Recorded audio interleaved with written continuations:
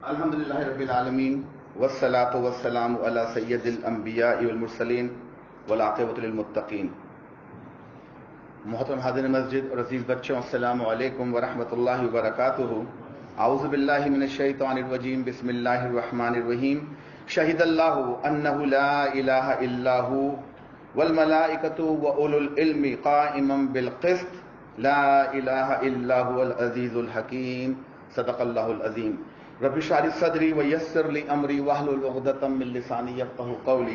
اللهم علمنا رشدنا واعذنا من شرور انفسنا، آمین رب العالمین۔ اللهم صل على محمد وعلى آل محمد كما صليت على ابراہیم وعلى آل ابراہیم انك حمید مجید۔ اللهم بارك على محمد وعلى آل محمد كما باركت على ابراہیم وعلى آل ابراہیم انك حمید مجید۔ عقیدوں کے سلسلے میں ہماری بات شروع ہوئی تھی پچھلے جمعے۔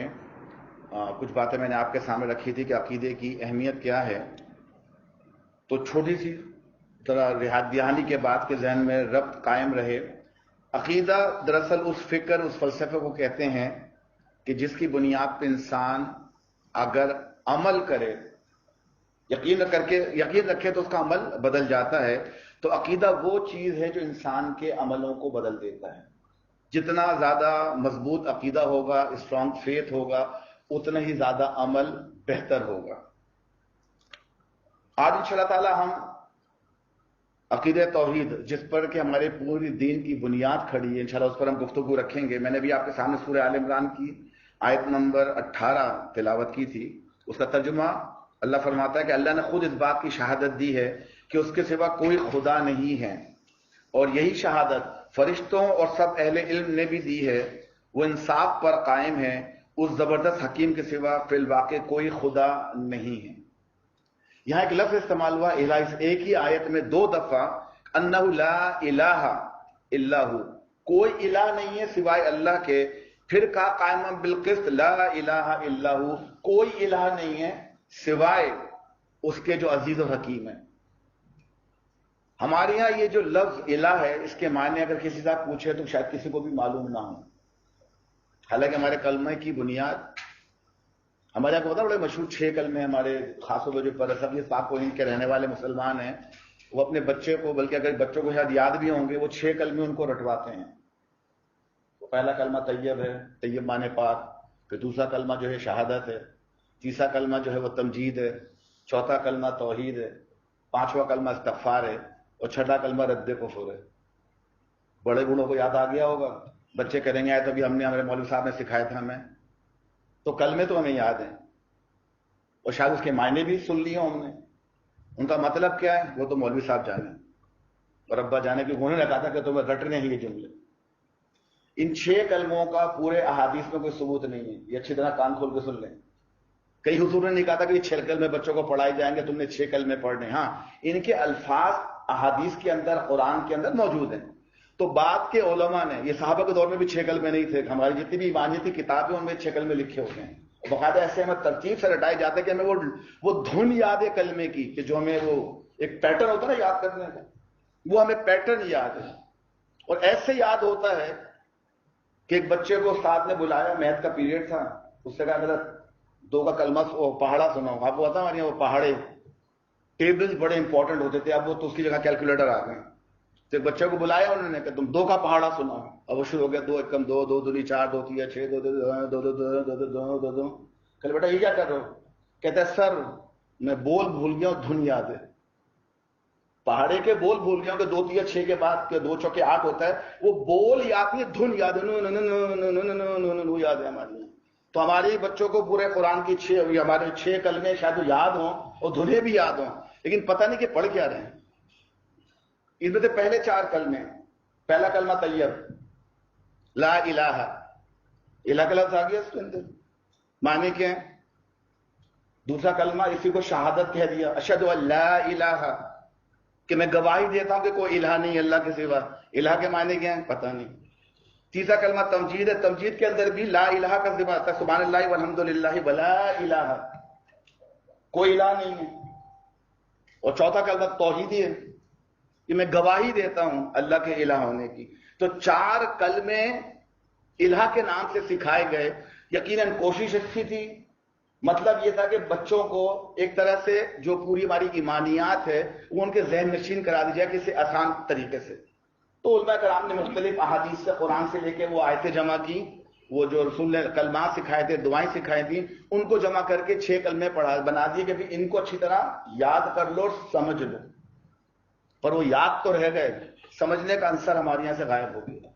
اور یہ پورے دین کے ساتھ ہو رہا ہے. ہم دنیا میں جو بھی فیلڈ اپناتے ہیں، کوئی بھی فیلڈ، چاہے وہ پڑھائی والی ہو یا وہ مشقت والی ہو، وہ کوئی مزدوری والی ہو، کوئی بزنس ہو، ہر فیلڈ کے ہر مضمون کے کچھ خاص لفظ ہوتے ہیں. ان لفظوں کو سمجھنا بہت ضروری ہوتا ہے. اس کے بغیر آپ نہ کوئی اپنی بات سمجھا سکتے ہیں نہ سمجھ سکتے ہیں. انہیں ٹرمینالوجیز کہا جاتا ہے اور یہ بڑی امپورٹنٹ ہے. اور فیلڈ خاص طور پہ ایجوکیشن میں تو شروع کے جو 5-6 سال پڑھائی ہوتی ہے وہ ٹرمینالوجی سکھانے پر ہی ہوتی ہے. وہ کوئی بھی مضمون، بیسک چیز آپ کو معلوم ہونی چاہیے. سائنس ہوگا تو بیلٹنگ پوائنٹ کسے کہتے ہیں، بوائلنگ پوائنٹ کسے کہتے ہیں. بڑی کلاسوں میں جائیں گے تو الیکٹرولسس کیا ہوتی ہے، کنڈکٹر انسولیٹر کیا ہوتے ہیں. بیکنگ میں جائیں گے تو ان کے اپنے الفاظ ہیں جو مجھے زیادہ نہیں پتہ ہیں. ہر فیلڈ کے کچھ خاص لفظ ہوتے ہیں، ان کا معلوم ہونا ضروری ہوتا ہے. ہمارے دین کے ساتھ جو سب سے بڑا جو ہاتھ کیا گیا ہے، جانے میں انجانے میں، اپنے کہنے پر، نفس کے اکسانے پر، کہ ہمیں دین کے بول تو یاد، وہ دھن تو یاد ہے، بول یاد نہیں کہ ان کے معنی کیا ہیں. جب تک معنی نہیں معلوم ہوں گے میں اس پہ عمل کیسے کروں. اب ہمارے 4 کلمے جو میں نے آپ کے سامنے میں، چاروں میں الہ کا ذکر ہے. اب الہ کے معنی کیا ہیں وہ ہماری نظروں سے اوجھل ہیں. چونکہ معنی اوجھل ہیں تو ہم اس کے خلاف کام کرنے کے باوجود ہم سمجھتے ہیں کہ مسلمان ہیں. ہم یہ سمجھتے ہیں کہ ہم مسلمان ہیں. تو اسی لیے ہم نے کہا کہ دوبارہ ذرا اپنے عقیدوں کے اوپر گرد جھاڑیں، ذرا ان کو تازہ کریں. اور یہ عمر بھر کرنے والے کام ہے. یہ کوئی ایسی چیز نہیں کہ آپ ایک دفعہ سمجھ لیا تو بس عمر بھر کے لیے آپ فارغ ہو گئے. انہیں بار بار یاد دہانی کرانی ہے. کیا وجہ ہے کہ سورہ فاتحہ کو 17 دفعہ رکھا گیا فرض رکعتوں کے اندر؟ کوئی وجہ ہوگی نا. اللہ کو کام ابس نہیں کرتا ہے. وجہ ہمیشہ سمجھ میں نہ آئے لیکن اس کی اعادہ ضروری ہے. اب ہم بھی وہی بس الحمد سے لے کے آخر تک مغضوب علیہم الضالین تک پڑھ تو جاتے ہیں، معنوں پہ دھیان نہیں جاتا ہے. تو کوشش کریں کہ تمام عمر یہ خود کام کرنے بھی ہیں. اور سب سے بہترین طریقہ یاد رکھنے کا یہ ہے کہ سکھانا شروع کر دیں. اور یہ ہمارے حلقے کا رونا ہے. پچھلے 22 سال سے تو میں صاحب کا رو رہا ہوں بیٹھ کے کہ جب تک آپ سکھانے والے نہیں بنیں گے سیکھنے والے نہیں بنیں گے. آپ میں سے جو بھی بولنے والے حضرات ہیں ان کو اندازہ ہوگا، میں تو اس چیز سے کئی دفعہ گزر چکا ہوں کہ جب میں نے بولنا چھوڑا تو میرا سیکھنا بھی کم ہو گیا. کہ پڑھ لیا نا کافی ہے، اتنا تو کافی پڑھنے کے لیے، عمل کے لیے کافی ہے. لیکن جب بولنا پڑتا ہے تو پھر آپ کو لامحالہ اپنے دوبارہ نوٹس بھی دیکھنے پڑتے ہیں. تو کچھ نئی چیز ایڈ کرنی ہے، کوئی چیز غلط تو پچھلی بار بیان نہیں کر دی تھی. تو آپ کے سکھانے پر آپ کے سیکھنے کا عمل جاری رہتا ہے. تو یہ کام ہمیں کرنا ہے، عمر بھر کرنا ہے. خود سیکھنا ہے، بچوں کو سکھانا ہے، خاص طور پہ اپنے بچوں کو. اور اسی والے سے ہمارا انشاءاللہ تعالیٰ میں بعد میں بھی اعلان کر دوں گا کہ ہمارے ہاں حج کا جو موقع آتا ہے، حج کا، اور آپ کو میں ابھی سے بتا رہا ہوں یہ بات تاکہ بعد میں اگر میں بھول جاؤں آپ کو بھی خیال رہے. آپ میں سے جو حضرات بھی اپنے ملکوں میں پیسہ بھیجتے ہیں قربانی کرنے کے لیے، میری آپ سے گزارش ہے وہ کرنا بند کر دیں. ہماری عید گوشت کھلانے کا مہینہ نہیں ہے، کیونکہ ہم اس لیے بھیجتے کہ جی یہاں تو ہم گوشت کھاتے ہیں، وہ میرے فلاں گاؤں میں رشتے دار ہیں غریب، ان کو گوشت مل جائے گا. یہ بقرعید گوشت کھانے کے لیے کب سے بنی تھی؟ پھر بات وہی، چونکہ ہمیں کانسیپٹ کلیئر نہیں ہے عید الاضحیٰ کا، حج کا، تو ہمیں پتہ ہی نہیں ہے. اپنے پیسے اٹھائے وہاں بھیج دیے، انہوں نے گوشت کھا لیا، اللہ اللہ خیر صلی اللہ. وہ جانور کیوں کاٹا تھا، کس لیے کاٹا گیا تھا، وہ اللہ جانے، اللہ کا رسول جانے. ہمیں تو اتنا پتہ ہمیں کرنا ہے. تو میری آپ سب سے بسط ادب گزارش ہے، اگر آپ کی پوری فیملی ادھر ہی ہے آپ یہاں قربانی کریں. انہیں گوشت کھلانے میں یہاں سے پیسے بھیج دیجیے، قربانی یہاں کیجیے. اور اسی موضوع پر انشاءاللہ ہمارے یہاں 24 جون کو اسی مسجد میں الحمدللہ 2.5 سال بعد ہمارے اسپیشل پروگرام شروع ہو رہے ہیں. تو ہم ابتدائی اس پروگرام سے کر رہے ہیں حج کا مقصد کیا ہے، اور اس کے اندر قربانی کا بھی مقصد آ جائے گا، قربانی کی کیوں جاتی ہے. تو ابھی سے ذہن بنا لیں، آپ لوگوں نے پیسے نہیں بھیجنے قربانی کے، بھلے آپ کی جماعتیں بھی موجود ہوں ان کو الگ سے صدقے کے پیسے بھیج دیں. یہ قربانی کا مہینہ گوشت کھلانے کا مہینہ نہیں ہے، یہ بہت بڑی عبادت کو تازہ کرنے کا مہینہ ہے جو کہ نہیں ہو پاتی ہے. جب گھر میں قربانی ہی نہیں ہوگی تو چھوٹے بچوں کو کیا پتا کہ قربانی کیا ہوتی ہے. وہ تو جوان ہو جائیں گے، جب میں نے پیسے بھیجے تھے میں بھی بھیج دوں گا. رہے اسماعیل علیہ السلام اور وہ دمبا اور وہ فلاں، وہ تو ختم. تو کوشش کریں اس پروگرام میں خود بھی آئیں، بچوں کو بھی لے کر آئیں، اور ابھی سے ذہن بنا لیں میری فیملی ادھر ہے، میں یہاں قربانی کروں گا. ہاں اللہ کہ آپ کی پوری فیملی آپ کے وطن میں ہے تو پھر آپ پیسے بھیج کے ان سے کہیں قربانی کریں اور خود کریں. خود سے مطلب ہے کہ چھری، اگر گھر میں جوان بچہ موجود ہے تو جوان بچے سے چھری چلوائیں تاکہ اسے پتہ چلے کہ اللہ کی خاطر جان لینا کسے کہتے ہیں. تو انشاءاللہ ہمارا پروگرام رہے گا 24 جون کو اسی مسجد میں ہوگا 8:30 بجے. ٹائم انشاءاللہ آپ کو اناؤنس کر دیں گے. 9 بجے سے ہمارا پروگرام رہے گا اسپیشل، تو اس پہ بھی ضرور آئیں. تو بات ہو رہی تھی کہ جب تک ہم ان چیزوں کو بتائیں گے نہیں ہم سیکھیں گے بھی نہیں. تو ہم سمجھتے چلیں کہ لفظ الہ کے معنی کیا ہیں اور قرآن نے اس لفظ کو استعمال کس طرح کیا. یہ کئی جگہ کئی طریقوں سے استعمال ہوا ہے، لیکن میں 4 معنی آپ کے سامنے قرآن سے رکھ رہا ہوں کہ الہ کس ذات کو کہتے ہیں. جو ہماری بات ہے کہ لا الہ الا اللہ، اللہ کے سوا کوئی الہ نہیں ہے. ہم نے کہہ تو دیا کہ ترجمہ ہم اردو میں کرتے ہیں خدا. ایک تو خدا اردو کا لفظ بھی، وہ عربی کا لفظ نہیں ہے، فارسی کا لفظ ہے، اور خدا کی جمع بھی ہے خدا ہوتا ہے. تو بہتر ہے کہ پھر ہم اللہ کا لفظ استعمال کریں کہ کوئی اللہ الہ نہیں ہے سوائے اللہ کے.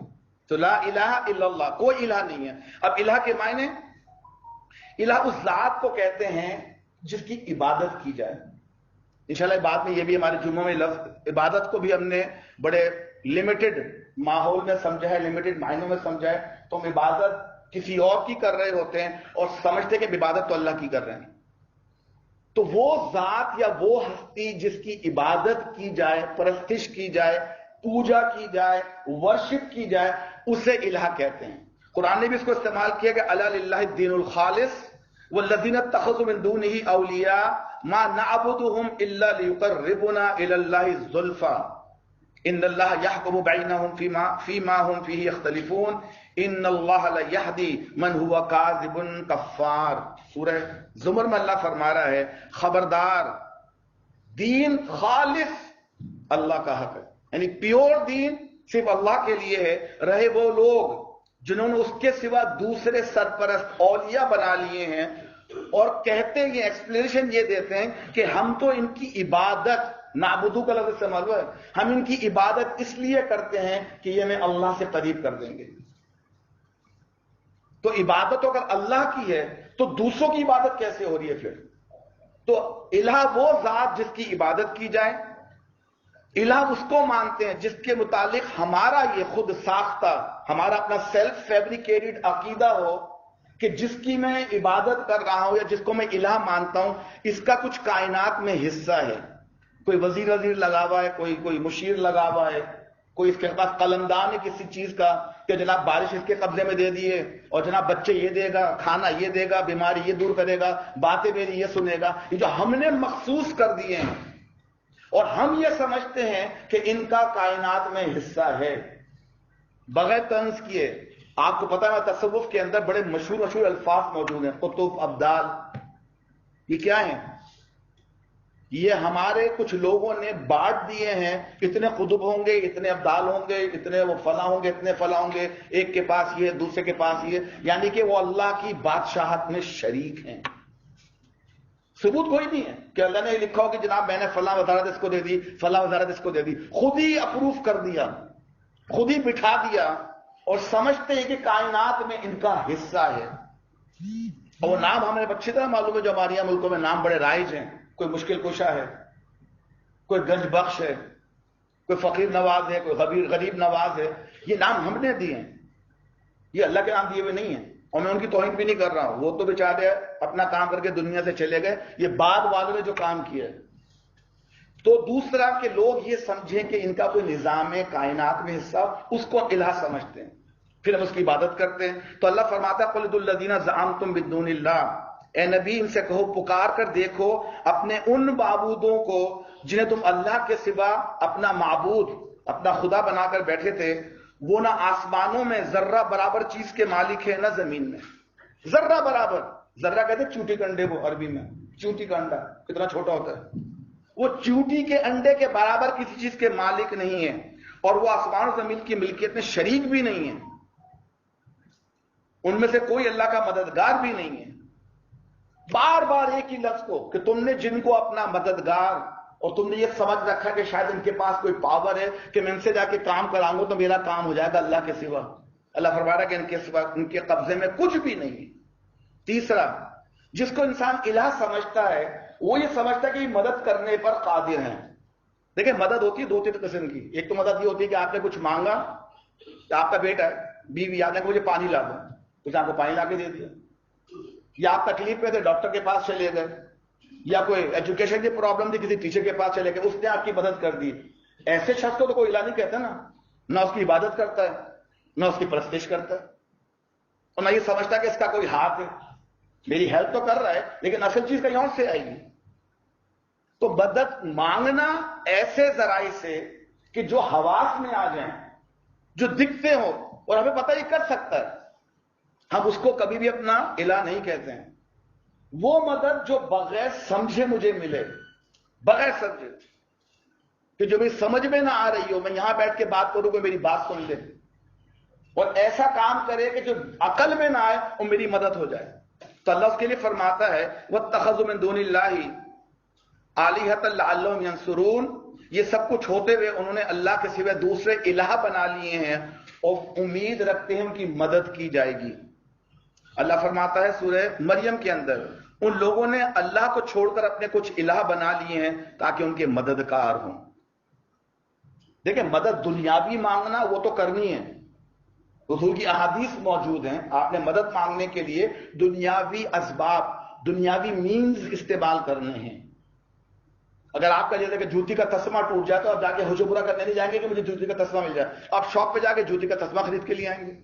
یہ حضور کی حدیث موجود ہے کہ تمہاری جوتی کا تسمہ بھی ٹوٹ جائے تو مانگو اللہ سے، لیکن بازار جا کر، گھر بیٹھے نہیں آئے گا. اگر اچھے گریڈ چاہیے بچوں کو تو پڑھنا پڑے گا. مسجد جا کے بیٹھ جائیں گے اعتکاف کے اندر تو فیل ہی ہو کر آئیں گے. پڑھیں گے تو پاس ہوں گے. ہاں پڑھنے کے بعد دعا اللہ سے کرنی ہے کہ ربی زدنی علما، یا اللہ میرے دماغ کو کھول دے، میرے علم میں اضافہ فرما دے. لیکن پڑھیں گے تو دعا کام آئے گی، اس کے بغیر نہیں آئے گی. تو یہ مدد اللہ سے مانگنی ہے لیکن عمل کرنا ہوگا. لیکن جو کسی کو اپنا الہ سمجھتا ہے وہ بغیر کچھ کیے مدد چاہتا ہے کہ بیٹھے بیٹھے میرے کام بن جائیں، میری بگڑی بن جائے. چوتھی چیز، جس کو انسان الہ سمجھے گا وہ یہ سمجھے گا کہ میری حاجت روائی کر سکتا ہے. He can help me in my trouble time. جو مجھے نہیں مل رہا یہ مجھے دلوا سکتا ہے، اور اگر میں اس کی بات نہیں مانوں گا تو مجھے نقصان بھی دے سکتا ہے. تو ڈرنا اس سے کہ اگر اس کی بات نہیں مانوں گا تو نقصان ہو سکتا ہے. اللہ اس کے لیے کیا کہہ رہا ہے سورہ یونس کے اندر؟ یہ لوگ اللہ کے سوا ان کی پرستش، یعبدون کا لفظ استعمال، عبادت کر رہے ہیں جو نہ ان کو نفع پہنچا سکتے ہیں اور نہ نقصان، اور کہتے یہ کہ اللہ کے ہاں ہمارے سفارشی ہیں. اے نبی ان سے کہو صلی اللہ علیہ وسلم، کیا تم اللہ کو اس بات کی خبر دیتے ہو جسے نہ وہ آسمانوں میں جانتا ہے نہ زمین میں، پاک ہے اور وہ بالا تر ہے اس شرک سے جو لوگ کرتے ہیں. میں نے اپنے 4 چیزیں رکھی کہ الہ اس ذات کو، تب آسان الفاظ میں کہ الہ کے معنی کیا ہوئے. الہ وہ ذات جس سے امیدیں وابستہ ہو جائیں، اور یہ بات ہو رہی ہے اگر اللہ کے لیے ہو تو پھر اللہ کے لیے ہم کہا لا الہ الا اللہ، اللہ کے سوا کوئی الہ نہیں ہے. لیکن اگر میں نے کوئی اور الہ بنائے ہوئے تو کسی سے امیدیں وابستہ ہوں کہ میرا کام کر دے گا، میری بگڑی بنا دے گا، میرا مستقبل سنوار دے گا. الہ وہ کہ جس کے بات ماننے پر فائدہ اور نہ ماننے پر نقصان یا گناہ کا خوف ہو، وہ الہ ہوتا ہے. جس کے بارے میں عقیدہ ہو کہ ہمارے دلوں کے حال جانتا ہے. میں دل میں بھی کچھ کہوں گا ان کو معلوم ہو جائے گا، اور میں دل میں پکاروں گا تو وہ سن لے گا. میں کراچی میں بیٹھا ہوا ہوں، میرا الہ امریکہ میں بیٹھا ہوا، میں یہاں سے بات کروں گا بغیر وائی فائی، بغیر کنیکشن کے، بغیر ڈوو کے، واٹس ایپ کے، میری بات پہنچ جائے گی. یہ الہ کا تصور ہے. اور چوتھا یہ کہ وہ ہماری مدد کر سکتی ہے ذات. میں نے آپ کو نا مدد 2 قسم کی ہوتی ہے. ایک فزیکل ہے، بیمار ہوئے ڈاکٹر کے پاس چلے گئے، دوا دی، آپ صحیح ہو گئے. آپ جا کے اس ڈاکٹر کو سجدہ تو نہیں کرتے نا، رکوع تو نہیں کرتے، اس کا کام تھا بھائی، پیسے دیے اس کو میں نے. ایک ہوتا ہے کہ میں بغیر علاج کے دعا مانگوں اور جناب میرا کام ہو جائے، اور عقیدہ یہ ہو کہ اس نے کیا ہے، اللہ نے نہیں. اللہ کا نام دم کرتے ہیں، ہمارے دم کا تصور موجود ہے. آپ صلی اللہ علیہ وسلم نے رقیہ سکھائے ہم کو، مختلف دعائیں سکھائی ہیں کہ تم دعا پڑھ کے پھونکو گے تو فائدہ ہوگا، لیکن علاج کرانے کے بعد. تو اگر میرا عقیدہ یہ ہو جائے کہ نہیں میرا بغیر علاج کے میرا کام ہو جائے گا. تو آج ہی صبح پروگرام سن رہا تھا تو تمہارے بہت بڑے عالم دین ہے ماشاءاللہ، شکل سے تو لگتے نہیں ہیں بہرحال وہ، لیکن وہ ایسی ایسی باتیں آپ بیان کر رہے ہیں کہ سارے عالم ان کے آگے ہیچ ہیں. تو ان کے سامنے ایک صاحب نے کہا کہ نا میں علاج کرانے ڈاکٹر کے پاس جاتا ہوں لیکن مجھے فائدہ نہیں ہوتا، لیکن جب میں دم کرا رہا ہوں تو فائدہ ہو جاتا ہے. تو انہوں نے کہا آپ کو پرابلم کیا، سوال کیا پوچھ رہے ہیں؟ جب آپ کو دم سے فائدہ ہو دم کرائیے نا. نہیں مجھے سمجھ میں مجھے بھی سوال یہ، لیکن انہوں نے یہ کہا بعد میں کسی اور سوال میں کہ اگر دم ہو رہا ہے تو ٹھیک ہے پھر ڈاکٹر کے پاس جانے کی ضرورت کیا ہے؟ یہ تو کسی حدیث سے قرآن سے ثابت نہیں ہے. کام آپ کو دنیاوی کرنے ہوں گے، ہاں مانگنا اللہ سے. عقیدہ وہی جو بات عقیدے کی آئی تھی کہ میں ڈاکٹر کے پاس بھی جاؤں گا، وہ جو دوائی دے گا دوائی کے اندر شفا اللہ نے رکھی ہے، ڈاکٹر نے یا فارماسیوٹیکل کمپنی نے نہیں رکھی ہے. شفا اللہ کے ہاتھ میں ہے، لیکن جانا مجھے اسی ذریعے سے. لیکن جس کو میں الہ سمجھتا ہوں پھر دنیاوی سبب کاٹ کے ڈائریکٹ اس سے بات. تو یہ ہمارے یہاں الہ کا تصور بیٹھا ہوا ہے. اور اب اندازہ کریں کہ اگر یہ تصور ہمارے یہاں کلیئر ہے تو کیا میں 4 کلمے پڑھے تھے ان میں الہ کا معنی سمجھ لا کہ لا الہ الا اللہ، اللہ کے سوا کوئی الہ نہیں ہے. کوئی ذات ایسی نہیں ہے جو آپ کی بگڑی بنا سکے، جو آپ کی مشکل پوری کر سکے، آپ کی حاجت روائی کر سکے، آپ کی مدد کر سکے. کوئی نہیں کر سکتی. اور یہی بات بار بار قرآن میں بیان کی گئی. سورہ اخلاق کو کیوں کہتے ہیں قرآن کا 1/3 ہے، 1/3 آف قرآن کیوں ہے؟ اللہ نے پوری توحید کو سورہ اخلاق پہ لا کے کہتے ہیں نا کہ کوزے میں دریا بند کر دیا ہے. ایک جسٹ ایک سمری تیار کر دیے. اللہ کا تعارف پورا کا پورا سورہ اخلاص کے اندر موجود ہے. اس کی تھوڑی تفصیل پھر آیت الکرسی کے اندر آتی ہے، جو کہ پھر وہ بغیر سمجھے پڑھ کے اس کو دم کرتے پھرتے ہیں. ہم نے ایسے پیالے دیکھے جن میں آیت الکرسی کھودی ہوئی ہے، کھودی ہوئی اس کے آیت الکرسی، تو پانی بھر کے پیو گے تو شفا مل جائے گی. اور تمام آیت الکرسی کے روپ میں میل بھرا ہوا ہوتا ہے. خیر شکر بیمار کوئی نہیں ہوتا، عقیدہ وہی کہ اللہ نے جراثیم مار دی. تو آیت الکرسی پینے پلانے کے لیے تو نہیں اتری تھی نا، اس کے معنی بھی معلوم ہے. دیکھو معنی تو نہیں معلوم ہے، ہمارے پیڑھی سے چلا آ رہا ہے، وہ فلاں ولی کے فلاں مولوی کے پاس ہے، امی کے پاس ہے، وہ حروف کھودے ہوئے ہیں، پانی پیتے ہیں شفا ہو جائے گی. اللہ کے کلام میں تو یقیناً شفا موجود ہے، حدیثوں سے ثابت ہے، قرآن سے ثابت ہے، اس میں کوئی شک نہیں ہے. لیکن عقیدہ کیا ہے؟ وہ گلاس مجھے شفا دے رہا ہے کہ اللہ دے رہا ہے؟ تو جب اللہ دے رہا ہے تو ڈائریکٹ کیوں نہیں مانگتے ہیں؟ ہم لوگ ڈائریکٹ کنیکشن سے گھبراتے ہیں اللہ سے. باقی دنیا میں سارے کنیکشن ڈائریکٹ چاہیے ہم کو، سارے کنیکشن ڈائریکٹ سوائے اللہ کے. تو الہ کے ربوبیت معنی سمجھ میں آ گئے ہوں گے کہ وہ ہستی، وہ ذات جس کی عبادت کی جائے، جس کے بارے میں یقین ہو، عقیدہ ہو کہ یہ میری مدد کر سکتی ہے، ما فوق الطریقے سے، سپر نیچرل طریقے سے میری مدد کر سکتی ہے، جو میرے دلوں کے حال جانتی ہے، جو مجھے سن سکتی ہے، اور جس کی میں عبادت کروں، وہ الہ ہے. باقی دنیا میں جو بھی ہماری مدد کرنے والے ہیں وہ دنیاوی اسباب ہیں. تو اب ہمارے کلمے کی جو بنیاد تھی لا الہ الا اللہ وہ یہ تھی. اب اللہ کا مزید تعارف، اگر یہ اللہ ایک ہے، اللہ تعالیٰ نے قرآن میں کئی جگہ کہا، انشاءاللہ بعد کے موضوع آئیں گے وہ، کہ اللہ دنیا کے تمام گناہ معاف کر سکتا ہے. تمام گناہ کتنی بڑی نوعیت کے ہوں اور کتنے ہی زیادہ عرصے کی ہوں، اللہ چاہے تو بغیر توبہ کے معاف کر سکتا ہے، سوائے ایک گناہ کے. سوائے ایک گناہ کے وہ توبہ کے بغیر معاف نہیں ہوگا. اور وہ ہے اللہ کی توحید میں خلل، اس کے حق پہ ڈاکہ ڈالنا، اس کی ذات پر ڈاکہ ڈالنا، جس کو شرک کہا جاتا ہے. افسوس کا مقام تو وہی ہے نا کہ شرک ہے کیا ہمیں یہ بھی نہیں پتہ. آپ کہیں جناب میں تو شرک نہیں کرتا، میں تو کبھی جا کے کسی بت کو یا کسی مندر کو یا کسی جگہ جو بھی ہمارے دینی بھی ہم نے کبھی سجدہ نہیں کرا. ہم تو سجدہ نہیں کرتے، ہم ان کے لیے نماز نہیں پڑھتے، تو میں تو عبادت نہیں کرتا، شرک نہیں کرتا. تو بات تو یہ کیا بات ہے میں شرک کر رہا ہوں مجھے معلوم ہی نہ ہو. ہمارے پاکستان میں بہت بڑے صاحب بڑے مشہور ہیں، ان کا نام بھی بڑا مشہور تھا کہ لکھا نہیں جاتا. ان کی بڑی عجیب سی کوٹیشن پڑھنے کو ملی، مستنصر حسین تارڑ صاحب. نہ بھی ان کا ٹنگ ٹوسٹر ہے، بولتے بولتے زبان لڑکھڑا جاتی ہے. مستنصر حسین تارڑ بڑے مشہور مفکر دانشور ہیں. تو انہوں نے کہا کہ بعض دفعہ بیٹھے بیٹھے خیال آتا ہے، وہ ہمارے حالات کو دیکھ کے کہا تھا، ہمارے جو کرنٹ حالات چل رہے ہیں، کہ بعض دفعہ بیٹھے بیٹھے خیال آتا ہے کیا پتا قیامت ہو چکی ہو اور ہم جہنم میں رہ رہے ہیں. بڑی گہری بات کی انہوں نے. کیا پتا قیامت گزر چکی ہو اور ہم جہنم میں رہ رہے ہیں. کوئی سکون نہیں ہے، کوئی مطلب ٹھنڈک نہیں ہے، کسی قسم کی راحت نہیں ہے. تو کیا پتا ہم شرک کر رہے ہیں اور ہم سمجھتے ہیں کہ ہم تو توحید کے اس میں بیٹھے ہیں. انشاءاللہ یہ بھی آپ سنیں گے تو آپ کو سمجھ میں آنا شروع ہوگا. ہماری ایک بڑی عجیب سی بات ہے, کیا وجہ ہے آپ میں سے جو حضرات خاص ہماری مسجدوں میں آنے والے ہیں یا جو ہمارے حلقے میں آنے والے ہیں, آپ کو شاید کبھی جا کے اپنے ملکوں میں تانا سننے کا موقع ملا ہوگا, اور یہاں سے تو اچھے خاصے گئے تھے, ہمیں تو سننے کو ملا ہے, محمود صاحب کو سننے کو ملا ہوگا, انصاری کو ملا ہوگا, جو ہمارے باقی حضرات ہیں, یہاں سے تو اچھے خاصے گئے تھے, کیا نیا دین سیکھ کر آ گئے, کیونکہ یہاں کے کچھ ہمارے جو عقائد پہ دھول پڑ گئی تھی یا جو بدن مٹی جم گئی تھی یا ہم نے کوشش نہیں کی تھی, کچھ وہ ہیلی. اچھا جن چیز کو ہم دین کا سمجھتے تھے کہ بڑا پکا حصہ ہے, وہ نظر ہی نہیں آتے ہیں. تو بیچارہ کوئی بڑی آس کے ساتھ آیا ہوگا کہ انشاءاللہ جمعرات کو فلاں کی درگاہ پہ جاؤں گا, پھول چڑھاؤں گا, کام ہو جائیں گے, اور پورے مسجد میں ڈھونڈے درگاہ ہی کوئی نہیں ہے. تو اس کو بڑی حیرت ہوئی کہ یہ درگاہ کی ضرورت ان کو ہے بھی یا نہیں ہے, یہ سارے کافر ہی ہیں. سوچا ہوگا نا اس نے. اور سارے یہاں پڑھے لکھے لوگ ہی آتے ہیں, مزدور بھی جو آتا ہے وہ قابلیت ہے تو مزدوری کرنے آئے نا, اور ہمارے ملکوں میں تو کروڑوں پڑے ہوئے, وہ نہیں آئے, یہ آگے.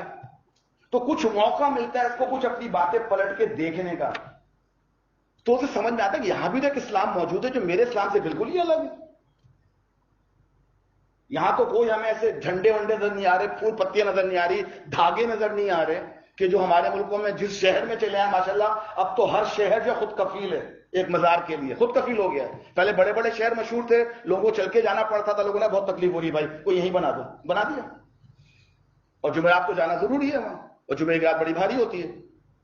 پھر اس کے ساتھ آپ دیکھیں ماشاءاللہ جو پورا بزنس چل رہا ہے, پھول کا, پتیوں کا, میٹھے کا, فلاں کا, چادر کا. وہ چادر اوپر جاتی ہے, شام کو واپس آ جاتی ہے, پھر اوپر جاتی ہے. اسے کہتے ہیں روٹیشن, کیا آپ کا مال کی روٹیشن ہو رہی ہے, وہی مال بار بار استعمال ہو رہا ہے, لوگ بلینر ہو رہے ہیں.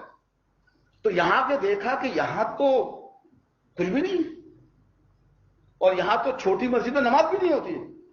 ہمارے یہاں تو 4 لوگ جمع ہو جائیں ہمارے ملکوں میں, یہاں تو ہم اس لیے کرتے ہیں کہ اردو بولتے تو آپ کو یہاں بلواتے ہیں, ورنہ عربی کی مسجدیں موجود ہیں. آپ نے کبھی کوئی چھوٹی مسجد میں نماز جمعہ دیکھی ہے یہاں؟ وہ مقصد ہی نہیں ہے جمعے کا. جمعے کا اصل مقصد تھا لوگوں کو جمع کر کے ایک ہفتے کے اندر کوئی ایسی بات رکھ دیں, کوئی نئی بات بھی ہو, کوئی دین کی بات رکھتے ہیں, کوئی عقیدے کو چمکا دیں, یہ اس لیے رکھا گیا تھا. 4 لوگ جمع ہوئے, ہمارے ملک میں جمعہ پڑھا دیا. کیوں؟ کیونکہ جمعے کے بعد کچھ پیسے آتے ہیں, اور جو جمعہ پڑھائے گا اس کو گھر ملے گا فری میں, بجلی فری, پانی فری, اور کھانے بھی فری, کیونکہ لوگ ماشاءاللہ محبت میں ظاہر ہے. جو میرے بچے کو قرآن پڑھائے گا میرا بھی ذمہ ہے میں اس کا خیال رکھوں, میں اس کی برائی نہیں کر رہا, وہ شکر ہے ان کا بھائی, وہ لوگ ہمارے دین کو زندہ رکھے ہوئے. اگر وہ نہیں ہوں گے تو میرے باپ کی نماز جنازہ کون پڑھائے گا؟ مجھے تو آتی نہیں. نہلائے گا کون میرے باپ کو؟ مجھے تو آتا ہی نہیں. میرے بچوں کو قرآن کون پڑھائے گا؟ میرے پتہ ہی نہیں. وہ تو ان کا مولویوں کا احسان ہے ہمارے اوپر کہ ہمارے بچوں کو دین سے جوڑ کے رکھا ہوا, جس طرح بھی ان کی سمجھ میں آتا جوڑ کے رکھا ہوا ہے. آپ نے کبھی کوئی مظاہرہ ہوتے ہوئے دیکھا ہے پاکستان, ہندوستان, بنگلہ دیش میں کہ تمام مولوی باہر نکل آئے آج سے بائیکاٹ مسجدوں کا, ہماری پگار نہیں پڑے گی تو ہم جمعہ نہیں پڑھائیں گے یا نماز نہیں؟ آپ نے دیکھا بھی آج کو کبھی انہوں نے مظاہرہ کیا کہ ہماری سیلری بڑھائے؟ کبھی نہیں کیا نا. اور جن کے بعد ڈگریاں ہیں, اچھا کماتے ہیں, وہ چھوڑ کے اسپتال نکل جاتے ہیں باہر. مریض مرتا ہے تو مرے, مجھے تو پہلے میری تنخواہ بڑھا کے دو, میری مراد بڑھا کے دو, فرنچ بینیفٹ بڑھا کے دو. یہ تو ان کا احسان ہے کہ بغیر کچھ کرے پڑھا رہے, صدیوں سے پڑھائے چلے آ رہے بیچارے. لیکن باہر ان کے ساتھ پیٹ لگا ہوا ہے, تو جب پیٹ لگتا ہے تو پھر دین کا جنازہ نکل جاتا ہے. حضرت عثمان کے زمانے میں جو مؤذن تھے, مؤذن, وہ پیٹ تھے, انہیں سرکاری بیت المال سے وظیفہ ملتا تھا کہ کوئی تو کام کرے مخصوص ہو کے جو نمازیں پڑھا سکے. بات لیکن یہ ہے کہ ہم نے ان جو ادارے کی بات ہو رہی ہے, کیونکہ ہم نے کبھی سوچا کہ جو ہم دین فالو کر رہے ہیں وہ نیچے جا کے کس خلیے میں بگڑ کے رہ گئے. تو اللہ تعالیٰ کی ذات کو سمجھنا, اللہ تعالیٰ کی ذات کو سمجھنا بہت ضروری ہے. آپ یہ گمان نہ کریں مجھے معلوم ہے, تو ہم جب چونکہ بات توحید کی کر رہے ہیں تو توحید کے 3 قسم, یہ بھی علماء نے بیان کیے ہیں, یہ کوئی قرآن اور حدیث میں نہیں ہے کہ توحیدی ہوتی, توحیدی ہوتی, توحیدی ہوتی, بیان کیے ہماری آسانی کے لیے. اب ہم لوگ ذرا اس ٹائپ کے لوگ ہیں, میں خود خاص طور پہ میں بلٹ پوائنٹ سے بات زیادہ بہتر سمجھتا ہوں. بلٹ پوائنٹ, چھوٹے چھوٹے پوائنٹ, پیراگراف سمجھ میں نہیں آتے ہیں مجھے, وہ اوپر جاتے اوپر سے, تو چھوٹے چھوٹے پوائنٹ لکھ کے آپ بات بنائیں تو سمجھ میں آ جائے. تو ان علماء کرام نے ہماری آسانی کے لیے ان ایمانیات کو, ان توحید کو, شرک کو چھوٹے چھوٹے پوائنٹس میں لکھ کے رکھ دیا ہے تاکہ یاد بھی رہیں اور سمجھ میں بھی آ جائیں. تو علماء کرام نے توحید کو 3 حصوں میں ڈیوائڈ کیا ہے, جس پر ہمارے پورے دین کی بنیاد, میں نے کہا پورے دین کی بنیاد توحید کے اوپر. اور میں نے بات شروع کی تھی کہ اللہ تمام گناہ معاف کر دے گا سوائے شرک کے. وہ جب تک معافی نہیں مانگے گا بندہ، اللہ اس کو معاف نہیں کرے گا. اور ایک بڑی طویل حدیث موجود ہے کہ آپ صلی اللہ علیہ وسلم نے جب قیامت میں جائیں گے تو وہاں سجدے کریں گے، 3 طویل سجدے کریں گے. کتنے لمبے حضور کہتے ہیں مجھے بھی نہیں معلوم، کتنے سالوں کے طویل سجدے ہوں گے. اور سجدہ کس لیے ہوگا؟ کہ مجھے بولنے کی اجازت مل جائے. میرا نبی اجازت مانگنے کے لیے سجدے میں گرے گا کئی سالوں تک کہ مجھے بولنے کی اجازت ملے. لیکن جو میں نے الہ بنائے ہوئے ان کا تو یہ عالم ہے کہ گرجدار آواز میں فرشتوں سے بات کرتے، فرشتے گھبرا جاتے ہیں. فرشتے گھبرا جاتے ہیں. انہی صاحب جن کے بارے میں عقیدہ تھا، ان کے بارے میں مشہور ہے کہ وہ قبر میں تھے اور پتہ نہیں لوگوں کو معلوم کیسے ہو گیا. کوئی نے میٹر ویٹر لگائے تھے، کوئی سینسر لگائے ہوئے تھے کہ فرشتے آئے تو انہوں نے سوال پوچھا من ربوں کا، جواب دینے کے بجائے فرشتے کا ہاتھ پکڑ لیا. ان پیر صاحب نے فرشتے کا ہاتھ پکڑ لیا کہ تمہیں تمیز نہیں پتا کہ پہلے سلام کرتے ہیں. اور فرشتہ گھبرا گیا، اللہ کون آ گیا یہ، اور ہاتھ نہیں چھوڑ رہے ہیں. فرشتے کو اللہ سے کہنا پڑا اللہ میاں ہاتھ چھوڑوا دیجیے. مردہ فرشتے کو تمیز سکھا رہا ہے. یہ عقیدے ہمارے، یہ عقیدے. تو ظاہر جس کے بارے میں یہ عقیدہ ہوگا پھر میں اسی سے مانگوں گا نا کہ جس سے فرشتے پناہ مانگیں. کیا چیز ہوگا وہ؟ تو جب ہمارے بازار گھر میں اسی بنیاد پہ گھر میں نا سارے کے سارے. اللہ شرک معاف نہیں کرے گا بغیر توبہ کے. وہی بات کہ پتہ نہیں شرک میں پڑے ڈوبے ہوئے ہم لوگ، ہمیں پتہ ہی کوئی نہیں. تو اللہ کی ذات کو سمجھنے کہ اللہ کی ذات ہے کیا. وہ الہ ہے لیکن وہ واحد الہ ہے، اس کے علاوہ کوئی الہ دنیا میں نہیں. عبادت ہوگی تو اس کی ہوگی، پرستش ہوگی تو اس کی ہوگی، مانگا جائے گا تو اس سے مانگا جائے گا. مدد دینے والا وہی ہے. تو اسی لیے علماء نے اس توحید کو جو الہ کا مطلب مغز ہے اس کو 3 حصوں میں ڈیوائڈ کیا ہے. ایک ہے توحید فی الذات، اللہ کی ذات کیا ہے. تو اللہ فرماتا ہے هو الاول والآخر والظاہر والباطن وهو بكل شيء علیم. وہی ہے جو اول بھی ہے اور آخر بھی، ظاہر بھی ہے اور چھپا ہوا بھی، وہ ہر چیز کا علم رکھتا ہے. وہی ہے جس نے زمین آسمانوں کو 6 دنوں میں پیدا کیا، پھر عرش پر جلوہ گر ہوا. اس کے علم میں ہے جو کچھ زمین میں جاتا ہے اور جو کچھ اس سے نکلتا ہے، جو کچھ آسمان سے اترتا ہے اور جو کچھ اس میں چڑھتا ہے. وہ تمہارے ساتھ ہے جہاں بھی تم ہو، جو کام بھی تم کرتے ہو اسے دیکھ رہا ہے. اللہ کے لیے تو یہ اللہ کی تعریف اللہ بیان کر رہا ہے سورہ حدید کے اندر. بڑی جامع قسم کی صورت ہے، دین کے اندر اس کو بڑا مقام حاصل ہے سورہ حدید کو. تو اللہ فرما رہا ہے کہ پہلا بھی میں ہوں، آخر بھی میں ہوں، ظاہر بھی میں ہوں، مخفی بھی میں ہوں، اور دنیا میں جو کچھ ہو رہا ہے وہ مجھے پتا ہے. تو اس کی ذات اللہ فرماتا ہے الانعام کے اندر وہ تو آسمان و زمین کا موجود ہے. اور یہ کیوں اللہ نے کہا کہ لوگوں نے سمجھا اپنے دنیاوی عقل کی بنیاد پہ کہ ایک وزیر اعظم اکیلا پورے ملک کا وزیر اعظم ہوتا ہے لیکن وہ پورے ملک کو نہیں دیکھ سکتا، پورے ملک کو نہیں دیکھ سکتا. تو اس نے اپنے وزیر بنائے ہوئے ہیں، اس کے نیچے اس کے کوئی کمشنرز ہوں گے، کوئی اور نیچے، جو سب مل کے اس کے لیے کام کرتے ہیں وہ اوپر بیٹھ کے دیکھتا رہتا ہے. اور سب کے پاس اختیارات ہیں. تو وزارت قانون کسی کے پاس ہے، کسی کے پاس سیاحت ہے، کسی کے پاس یہ ہے، کسی کے پاس خزانہ ہے. وہ سارے وزیر ان کے موجود ہیں.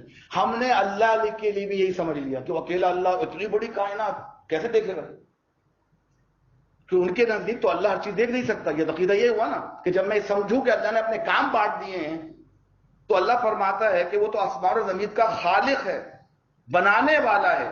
اس کا بیٹا کیسے ہو سکتا ہے جبکہ اس کی تو بیوی بھی نہیں ہے. اللہ کے لیے بیٹے تجویز کر دیے ہیں لیکن اسی عقیدے کے اندر جہاں اللہ کا بیٹا موجود ہے بیوی کا ذکر نہیں ہے. مجھے اللہ بغیر ماں باپ کے بیٹا پیدا کر سکتا ہے تو وہ اتنا قادر ہے تو بیٹے کی ضرورت کیا ہے اس کو بھی؟ جو اتنا قادر ہے کہ نہ اس کو بیوی چاہیے نہ کچھ چاہیے تو بیٹا کیوں چاہیے؟ تو اللہ فرماتا ہے اس کا کوئی شریک زندگی نہیں ہے، اس نے ہر چیز کو پیدا کیا ہے اور وہ ہر چیز کا علم رکھتا ہے. یہ اللہ کی ذات اکیلی ذات. میں نے باہر آپ کے سامنے کہا کہ جو آپ کو معراج پہ بلایا گیا تھا وہ سارے کام دنیا میں بھی ہو سکتے تھے. جب پورا قرآن زمین پہ اتر سکتا تھا، ساری گفتگو شریف زمین پر ہو سکتی تھی، تو اللہ نے نبی پاک صلی اللہ علیہ وسلم کو معراج پہ کیوں بلایا؟ اور وہاں بلایا کہ جہاں جبرائیل علیہ السلام بھی نہیں جا سکتے. ان کی بھی ایک حد ہے کہ اس حد کے آگے تو وہ بھی نہیں ہے. تو میں نے آپ کے سامنے بات رکھی تھی کہ شاید اللہ تعالیٰ نے توحید کو مکمل طور پہ نبی کو سمجھانے کے لیے، نبی کو سمجھ میں آ گیا تھا لیکن ہر نبی نے خواہش ضرور کی ہے کہ اللہ جو تو نے مجھے ایمان دیا ہے وہ عین الیقین ہو جائے، دیکھنے والا ایمان. موسیٰ علیہ السلام نے خواہش کی، ابراہیم علیہ السلام نے خواہش کی، کہہ رہا تو مردوں کو زندہ کیسے کرتا ہے؟ تو اللہ نے پوچھا کہ تمہیں ایمان نہیں ہے؟ کہہ لگا نہیں ایمان تو ہے، وَتَطْمَئِنَّ قَلْبِي، میں اپنے دل کا اطمینان چاہتا ہوں۔ تو یہ کوئی جسارت نہیں تھی کہ اللہ کو دیکھنا یا اللہ کی کسی بات پہ یقین کر، اور اللہ نے اپنے انبیاء کو یہ معجزے دیے کہ انہیں ان چیزوں کو دکھا دیا جو وہ بیان کر رہے تھے، تاکہ جب بیان کریں تو 100% کنوکشن کے ساتھ بیان کریں کہ یہ ہے عین الیقین۔ اب چونکہ آخری نبی، آخری خطاب اور آخری دین آنا تھا، اور اب توحید کو سمجھانے والا نبی کوئی نہیں آئے گا، اب نبی کے بعد ان کی سنت پہ چلنے والے اس دین کو زندہ رکھیں گے، جو کہ ہم سب پہ فرض بھی ہے۔ تبلیغ ہر شخص پہ اپنے اپنے لیول کے اوپر فرض ہے۔ جو شاید یہ دکھانے کے لیے بلایا تھا کہ بندوں کو بتا دو میں کتنا تنہا ہوں، کہ یہاں جبرائیل تک نہیں آ سکتا، تم نے اپنے بندوں کو اوپر بھجوا دیا۔ جہاں میرا فرشتہ، مقرب ترین فرشتہ، فرشتوں کا ایمان نہیں آ سکتا، تم نے اپنی زندگی میں بندوں کو وہاں لا کے بٹھا دیا، جا کے دکھا دو لوگوں کو۔ اور یہ وہ مقام ہے کہ اللہ اس معاملے میں بالکل کوئی رعایت نہیں، وہ پوری دنیا کو جلا کے بھسم کر دے گا اگر وہ شرک میں آ جائے گی۔ نبیوں کو دھمکی دی ہے قرآن میں، لو اشرکتا، کہ نبی اگر آپ نے بھی، ظاہر معاذ اللہ نبی کے بارے میں سوچنا کہ وہ شرک کا سوچ سکتے تھے، میرا ایمان ضائع ہو جائے گا، لیکن ہمیں دھمکانے کے لیے اللہ نے کس کی مثال دی؟ نبی کی، کہ تم لوگ تو چھوڑو، اگر نبی بھی شرک کریں تو یہ بچیں گے نہیں۔ تو جب وہ نہیں بچ سکے تم کس کھیت کی بولی ہو؟ تمہیں کون بچا لے گا؟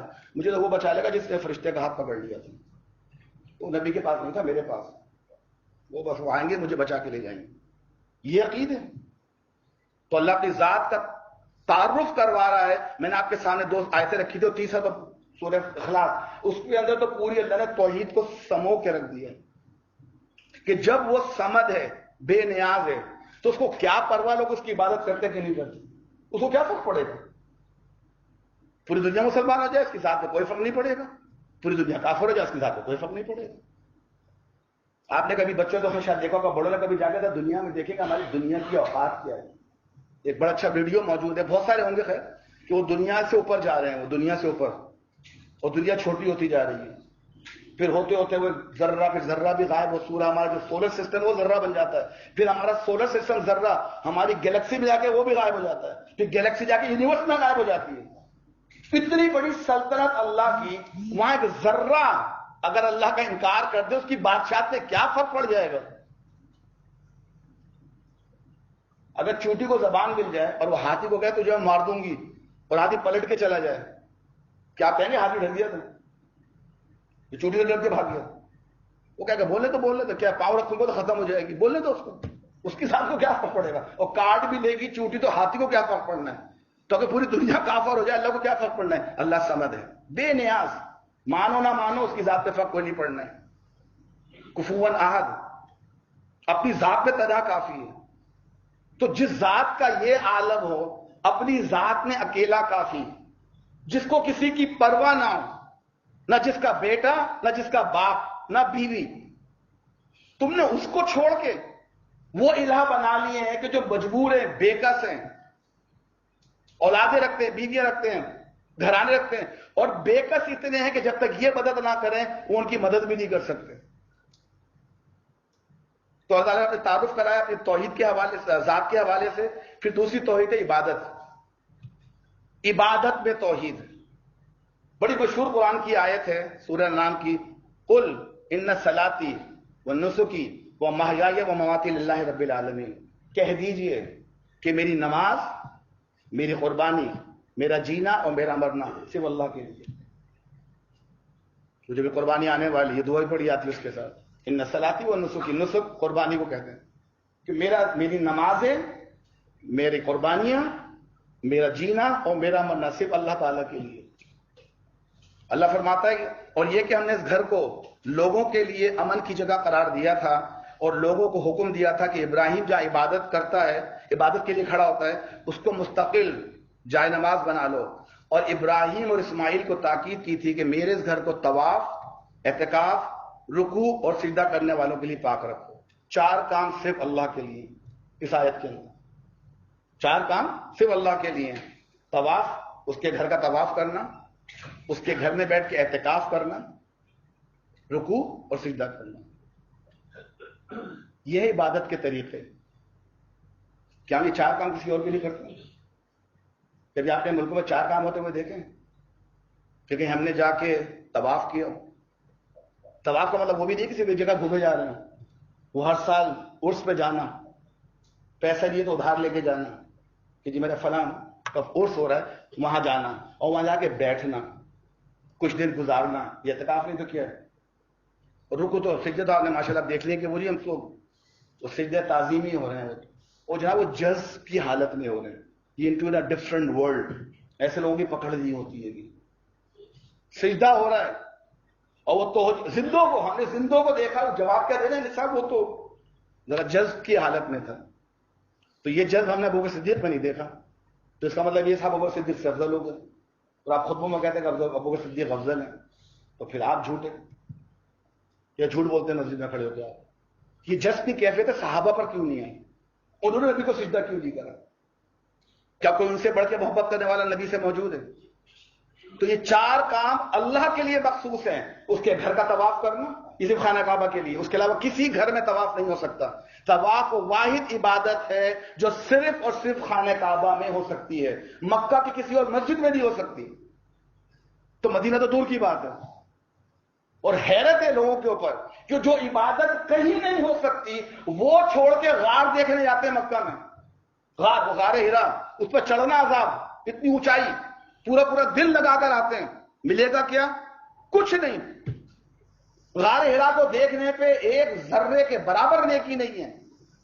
کیونکہ نبی بھی وہاں گئے تھے تب، وہ جب نبی نہیں تھے، نبی بننے کے بعد کبھی غار نہیں گئے. تو آپ کیوں جا رہے ہیں؟ مجھے دیکھ لوں جگہ.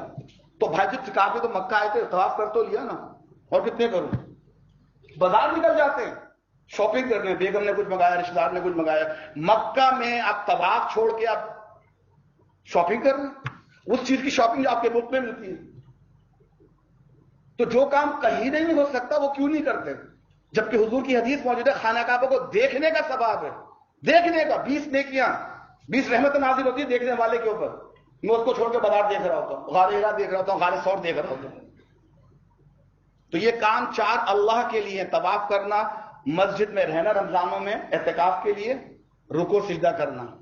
تو دیکھ لیں آج ہم کس کس کے لیے کر رہے ہیں. اور تیسری چیز آخری توحید فی الحقوق، کہ اللہ تعالیٰ کی جو اسماء اور صفات ہیں نا، اس کے حوالے سے ہم پر کچھ اس کے حق ہیں.